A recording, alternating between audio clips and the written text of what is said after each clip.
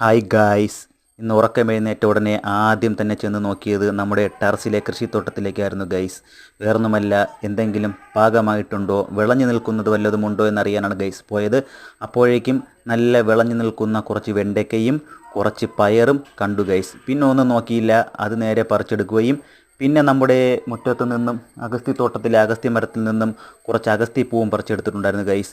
പിന്നെ നമ്മുടെ മുറ്റത്തു നിന്നും കുറച്ച് 3 പാവയ്ക്കയും കിട്ടിയിട്ടുണ്ടായിരുന്നു ഗൈസ്. ഇത് നേരെ അടുക്കളയിലേക്ക് കൊണ്ട് കൊടുത്തു. എന്നിട്ട് നേരെ നമ്മൾ പോയത് നമ്മുടെ മുയൽക്കുട്ടന്മാരുടെ അടുത്തേക്കായിരുന്നു ഗൈസ്. മുയൽക്കൂടാണെങ്കിൽ വൃത്തിയാക്കിയിട്ട് ഏകദേശം 1 മാസത്തോളമായിരുന്നു ഗൈസ്. പിന്നെ ഒന്നും നോക്കിയില്ല, മുയൽക്കൂടങ്ങ് വൃത്തിയാക്കി ഗൈസ്.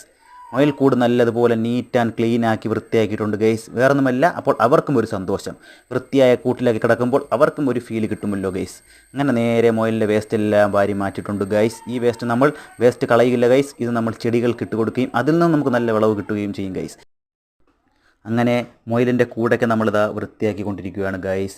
കൂടൊക്കെ വൃത്തിയാക്കണം ഗൈസ്, 1 മാസത്തിലൊരിക്കലെങ്കിലും വൃത്തിയാക്കണം. വൃത്തിയാക്കിയതിന് ശേഷമുള്ള കൂടാണ് ഗൈസ് നിങ്ങളിപ്പോൾ കാണുന്നത്. എന്നിട്ട് നേരെ നമ്മൾ പോയത് എങ്ങോട്ടാണെന്ന് അറിയാമോ ഗൈസ്?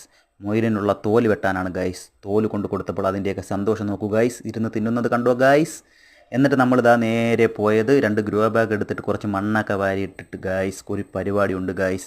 കുറച്ച് കരിയിലേക്ക് വാരി അങ്ങോട്ട് ഇടുക, അതിൻ്റെ മുകളിൽ കൂടെ കുറച്ച് മണ്ണ് അങ്ങോട്ട് വാരി ഇടുക. എന്നിട്ട് നമ്മുടെ നേരത്തെ കണ്ട മുയലിൻ്റെ ചാണകവളം ഇതിലേക്ക് തട്ടിയിട്ട് കൊടുക്കണം ഗൈസ്. എന്നിട്ട് 2 മുല്ലയുടെ കമ്പ് അങ്ങോട്ട് വെട്ടിയിട്ടുണ്ട് ഗൈസ്. ഈ വെട്ടി 2 മുല്ലയുടെ കമ്പ് നമുക്ക് ഇതിലേക്ക് നട്ട് കൊടുക്കാം. അങ്ങനെ നട്ട് കൊടുത്തതിന് ശേഷം വീണ്ടും നമ്മളിതിലേക്ക് കുറച്ച് വെള്ളം കൂടെ ഒഴിച്ച് കൊടുക്കുകയാണ് ഗൈസ്.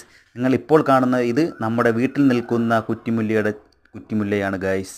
വീഡിയോ ഇഷ്ടപ്പെട്ടെങ്കിൽ സബ്സ്ക്രൈബ് ചെയ്യുക, ലൈക്ക് ചെയ്യുക.